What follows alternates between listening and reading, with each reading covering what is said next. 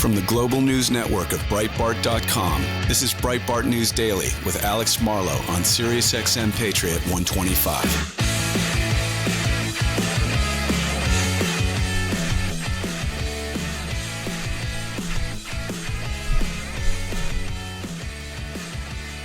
Senator Tom Cotton's here, Republican from Arkansas. Senator, I've got a lot to get to with you per usual, and thanks again for joining me on the broadcast. But I do have to ask you if you have a take on this bizarre, mysterious series of what appear to be explosions in the Baltic, targeting pipelines, it appears, and it's going to be a big environmental disaster, could complicate things geopolitically. Do we have any sense of what actually happened? Alex, I have suspicions, but I haven't been briefed on it. I expect to be later today or tomorrow on the Intelligence Committee, so I will withhold comment for now. Yeah, it makes sense, but I had to just see if you had any insight. I had to give it a whirl because it is a very odd one, and I don't know exactly. I have suspicions as well, and they don't all line up. It's a real rare one where I don't have a clear narrative in my head, so I'll be curious to hear what you find out. Let's turn to some of the other issues of the day. First, JCPA. Pretty interesting thing. You've been kind enough to come on the show and give us your thoughts on. I think you and I are pretty much identically aligned on this. I was sort of stunned to see the bill advance last week after markup and Senator Cruz kind of flipping on it and is now all of a sudden a big supporter of it. And there's this narrative out there that the bill is something that big tech hates. This is the talking point. That big tech hates this bill. I don't understand how this narrative is taken off, considering that big tech will essentially be allowed to buy off the media companies are supposed to cover big tech. It just seems like a gift to big tech, and yet this narrative has come through. Can you evaluate it and give me your thoughts on that? Yeah, I think the bill, if passed into law, which I hope it won't be, will allow big tech and liberal media to collude together to further suppress conservative views and harm conservative outlets like Breitbart. I recognize and I hear from small Arkansas newspapers that they feel like they're getting a raw deal from big tech, and I would like to find a way to help address that challenge. But this bill, by creating an explicit exemption to our antitrust laws for legacy media companies who can then discriminate about who joins their cartel, just creates more opportunities for mischief, in my opinion. So what the bill does is basically allow newspapers, magazines, websites, media outlets to band together in what would otherwise be unlawful collusion under the antitrust laws to negotiate terms under which big tech companies can use their content. However, the bill also allows those media companies to decide who they want to let play in their sandbox. And I believe they've already told Breitbart, for instance, they don't want any part of Breitbart's content in their cartel. So while they're benefiting from the outlets like yours, and probably as if we went along, other conservative outlets would also be excluded, putting them at a major competitive disadvantage. I also believe that those companies and the big tech companies would likely work together to suppress conservative views, even of those who are in the cartel. I don't think the language adopted last week is strong enough to prevent that. So again, I want to protect small daily newspapers or weekly newspapers like the Gardner Post-Dispatch or the Baxter Bulletin or the Jonesboro Sun, but I don't want to empower, say, the Minneapolis Star-Tribune and Google to try to undermine conservatives in Minnesota. And so why can't there be separate ways of tackling this? This is the thing that I have never understood, is why this JCPA, the way it's written now, which allows for this collusion from establishment media outlets and big tech, why it does not provide any assurances that they won't subjectively define misinformation and things like that to include true content put out by people like us at Breitbart. Why there isn't a clear distinction, why we can't have a bill with those things clearly defined. Why do we have to have this bill? That's what I don't get. And my cynical conclusion is money. It seems like there's being a lot of money thrown at this thing, and there's a lot of consulting and a lot of people that are getting bought off. But maybe I'm being too cynical there. Do you have any sense, Senator? In Washington, I think it's naive to believe you can be too cynical, Alex. Yeah. And I think as you suggest, the old proverb that the answer to all things, my friend, is money may be at play here, just like it is, for instance, in the green energy debacles that the Democratic Party would foist upon America. I do think, like I said, there's other ways to protect small hometown newspapers that do an important job of covering local school boards and community events and crime beats in their communities without empowering left-wing media, which is, again, almost every media outlet in America, except the New York Times and the Washington Post, which have plenty of power on their own right, would be able to participate in this organization. And many of these kind of regional mid-sized newspapers in pretty critical states lean pretty far to the left, even if they don't have the national reach that, say, the New York Times does. So I think that there's probably a lot of money behind it, and then there's some ideological alignment too. Let me get your thoughts on what's going on in Italy with Giorgia Meloni, which is kind of conservative media is very excited about this, with the first female prime minister. Now, I'm old enough, Senator, to remember that if you don't support any female running for the highest office in the land, then you are a sexist. I was told that, and it is. But yet, same people who've been saying that have been lighting their hair on fire over this. Do you have any thoughts on this? Do you think it bodes well for what could happen in November here in the United States? Have you listened to some of her commentary? Do you have any reaction to it? I just kind of want you to free associate. Well, I congratulate Giorgia Meloni and the parties in her coalition for a big victory in Italy, and we look forward to working with them once they form a government. America is stronger when Italy is strong and prosperous and sovereign and free. I do have to say I chuckled, which, as you say, used to celebrate women running for high office, sure. saying that I'm with her was the only thing you could say. But apparently, right. if you're with Giorgia Meloni, who is now the legitimate democratically elected leader, or presumptive leader, I should say, of Italy, sure. then you are a neo-fascist descended from Benito Mussolini. But that's just of a piece with the way the American media and this administration treats anyone who deviates from their left-wing orthodoxy. You know, they called 75 million Republican voters semi-fascist. A lot of the American media also denounced the new Swedish government from the election they had there a couple weeks ago, because, again, it was a center-right party that cares about things like immigrant crime, when grenades and bombs are now seen constantly on the streets of Sweden.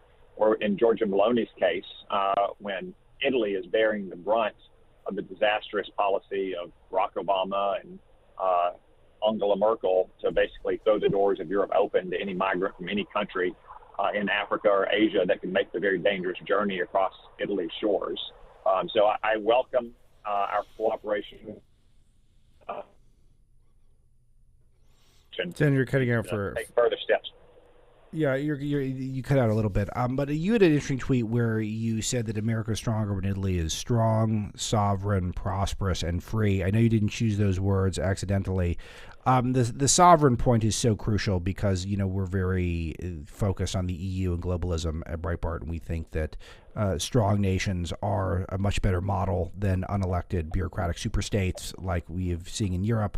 And being free, Italy had some of those draconian lockdowns, and they were led at the time by a technocrat, guy Mario Draghi, who was in charge of the European Central Bank, you know, almost like, you know, putting Ben Bernanke in charge of, you know, making him the president or something would be sort of the American equivalent to that, which didn't go well.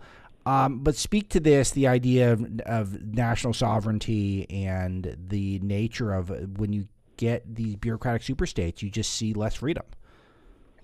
Yeah, I mean, the Italian government for many years has not been responsive to its people. You know, the Italian people voted in 2018 for a center-right government, but the Italian establishment, through all kinds of machinations, put Mario Draghi, who's kind of the perfect image of a European bureaucrat, in charge of their government. I would note that Giorgia Meloni and her party were the only politicians who didn't join that so-called technocratic government, and they were rewarded by the Italian people with the largest vote share in this election.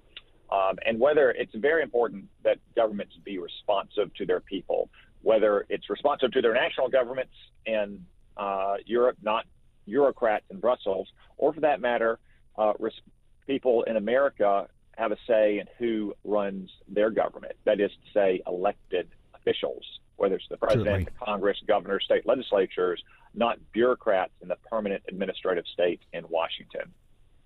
I want to turn to Iran, where there's a mounting death toll and a lot of international outrage after 10 days of protests so far due to an uprising over hijabs. What's your thoughts on this in general and any news that you think that you should convey to the audience? But what is America doing here? What is our role in this? Is Joe Biden supporting any of these protests, or is he just going to ignore this and talk about the Atlanta Braves?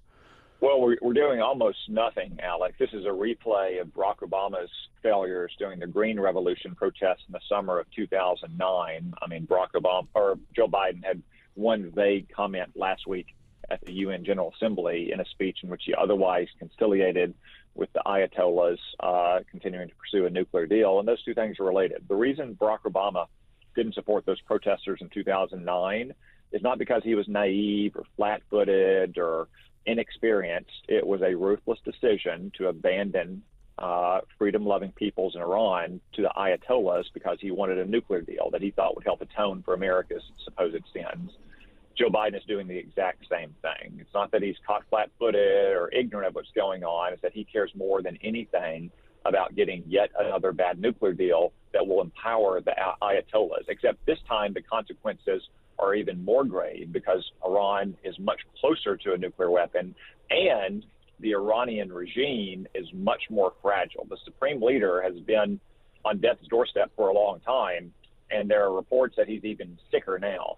And the people of Iran don't want another generation of suffering under these crazed Ayatollahs. It's in their interest and it's in our interest that the United States stand up for them, that we walk away from the nuclear deal, we impose new sanctions on the regime thugs and goons who are massacring civilians in the streets, and that we ensure that we do everything we can to promote their aspirations. If we do that, we'll rally the entire region behind us, all of whom view Iran and its proxies as grave threats. We did an analysis, or we looked at an analysis of the immigration situation right now, and Joe Biden has freed 1.35 illegal aliens in the U.S. since taking office. That's more than the population of at least 8 states in the country right now. It seems like another one of these stories, along with inflation and a couple other things, that it just seems like the media will not allow for people to talk about, that this is perhaps the worst the border crisis has ever been. I want to get your thoughts on if there's anything in Washington being done about it. Is there any conversation about this tragedy that's happening? Yeah, I mean, all told, there have been 5 million illegal aliens enter the country in less than 2 years under Joe Biden. And you're right that the mainstream media basically will not cover it. The only place you can get coverage of it is places like Breitbart or Fox News. But you also see grave concerns for most Americans about this open border. You know, I was just down in Colorado a couple of days ago campaigning with Joe O'Dea, and one of the main issues we heard over and over again was the number of fentanyl deaths that they've had. That is a direct result of our open southern border, because almost all drugs, especially all fentanyl, in our country these days comes across the Mexican border. So the media may not care about our open border, and they may want to ignore it, but I'm pretty confident the American people are not going to ignore it in 41 days on this November 8th election. Yeah, let's talk about that a little bit. And Joe O'Dea's race is interesting as well, because Democrats are putting a lot more race into that in Colorado, and there's a few other states where they're having to spend resources in Washington. And, there's a lot of talk about how the red wave is dissipating, but if so, then why are the Democrats having to spend in all these places that should be automatic wins for them in a sort of your typical race? What are obviously you've got a dog in the fight here being a Republican senator, but what are you seeing? Is there anything you're reading between the lines that you think could tell the tale of this election so far? Well, I think the American people want to put the brakes on the extreme Biden agenda, who is totally curried to the far left ideology in his party. You see that in Colorado, and you see the consequences of it, not just with the surge in fentanyl deaths. Colorado now leads the nation in car thefts. Not exactly what you want to lead the nation in, not, high school test scores, for instance. Inflation in Colorado is still very high. Gas is back up to almost $4 a gallon.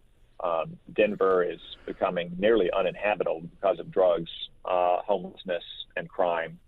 And no matter how much the media tries to tell you that, oh, the tides have turned, Democrats are gaining strength, I think most Americans realize the economy is still in a very perilous state, that they increasingly can't even take their kids to public parks or downtown because of crime and drugs, that our border is totally open, and that America is disrespected in the world.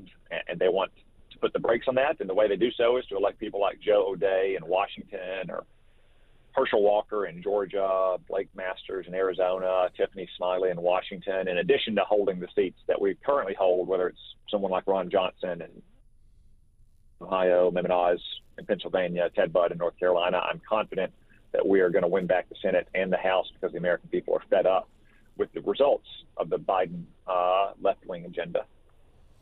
I want to ask you about military recruiting right now. I think that we did something truly devastating with some of these draconian mandates we put in place, and we had an exclusive story of Breitbart how one of the objections that was raised by people who are going to get the boot for not complying with vaccine mandates was, can we at least wait for the FDA to approve of the vaccines before we get the shots? And the Defense Department, the Department of Defense said, no, you can't wait to get the shots now before the FDA approves of it. It seems like we intentionally shot ourselves in the foot. How is military recruiting going right now? And are people, assuming you're going to say poorly, are people being honest about what the causes are of why we're struggling? Military recruiting is in a crisis, Alex, and I was amused and angry when I saw Biden administration officials in Congress a couple weeks ago testifying about this crisis and the causes of it. I mean, the Biden administration looking for the causes of our military recruiting crisis is kind of like OJ looking for the real killer, Alex. It doesn't have to dig very far. The debacle in Afghanistan, which undermined faith in our military leadership. The vaccine mandates, as you say, which are totally pointless when it's clear the vaccine does not prevent transmission between persons, especially when you're talking about one of the younger, healthier populations in our society. The radical gender ideology agenda of the Biden Department of Defense, the witch hunt for so-called racial extremists and white nationalists, which turned up almost no one in our military. These are the things that are contributing to the military recruiting crisis. Young kids join our military because they want to learn how to kill the bad guys. They don't join the military to learn how to use the right pronouns.